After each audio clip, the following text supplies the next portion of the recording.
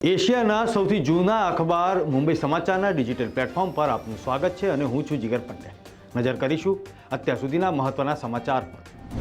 પહલગામ આતંકવાદી હુમલામાં 26 લોકોના મોત પર જમ્મુ કાશ્મીર વિધાનસભામાં મુખ્યમંત્રી ઓમર અબ્દુલ્લા ભાવુક થયા હતા।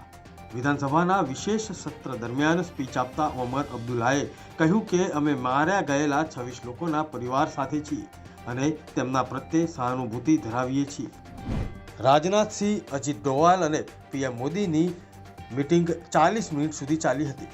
પીએમ આવાસ પર બેઠકમાં લેવાયેલા નિર્ણયો સંપૂર્ણપણે ગોપનીય રાખવામાં આવશે। એઆઈએમઆઈએમ ચીફ અસદુદ્દીન ઓવૈસી સતત પાકિસ્તાન પર પ્રહાર કરી રહ્યા છે। હવે તેમણે પાડોશી દેશને કહ્યું કે તમે અમારાથી અડધો કલાક નહીં પરંતુ અડધી સદી પાછળ છો। જમ્મુ કાશ્મીરના પહલગામમાં થયેલા આતંકવાદી હુમલા બાદ તેઓ સતત આતંકવાદ અને પાકિસ્તાન વિરુદ્ધ ખુલીને બોલી રહ્યા છે। 22 એપ્રિલના રોજ પહલગામમાં આતંકવાદીઓને 26 પ્રવાસીઓએ ગોળી મારીને હત્યા કરી હતી। 26/11ના આતંકવાદી હુમલાના આરોપી તહવ્વુર હુસૈન રાણાને કડક સુરક્ષા વચ્ચે રાષ્ટ્રીય તપાસ એજન્સીના મુખ્યાલયથી પટિયાલા હાઉસ કોર્ટમાં લાવવામાં આવ્યો। દિલ્હીમાં પહેલગામ આતંકવાદી હુમલાના વિરોધમાં ભારતીય યુવા કોંગ્રેસના સભ્યોએ પાકિસ્તાન હાઈ કમિશનની બહાર વિરોધ પ્રદર્શન કર્યું। ગંગોત્રી અને યમનોત્રીના દરવાજા ચારધામ યાત્રાના 30 એપ્રિલે ખુલશે।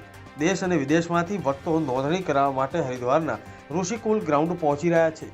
યાત્રાને લઈને ભક્તોમાં ઘણો ઉત્સાહ જોવા મળી રહ્યો છે। ભારત અને ફ્રાન્સ વચ્ચે ભારતીય નૌકાદળ માટે 26 રાફેલ મરીન વિમાન ખરીદવા માટે 63,000 કરોડની ડીલ થઈ। આ સમયે ભારતીય પક્ષ તરફે સંરક્ષણ સચિવ રાજેશ કુમાર સિંહ અને નૌકાદળના વાઇસ ચીફ વાઇસ એડમિરલ કે સ્વામીનાથન હાજર રહ્યા। અમદાવાદમાં ગેરકાયદે રહેતા બાંગ્લાદેશીઓ સામે કાર્યવાહી કરવામાં આવી રહી છે।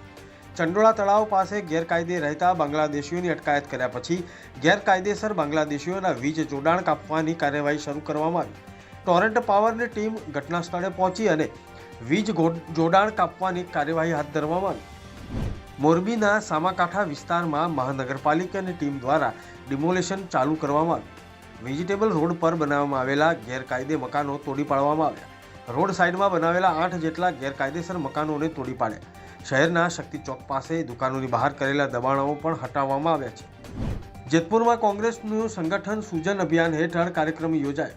શહેરના ખાખા મઢી મંદિર ખાતે પ્રદેશ પ્રમુખ અમિત ચાવડા, પૂર્વ ધારાસભ્ય લલિત વસવાયાની અધ્યક્ષતામાં યોજાયો કાર્યક્રમ।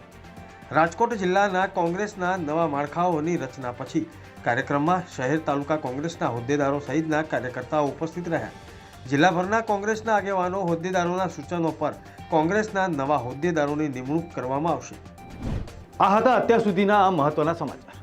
ફરી મળીશું, ત્યાં સુધી જોતા રહેશો મુંબઈ સમાચારનું ડિજિટલ પ્લેટફોર્મ। નમસ્કાર।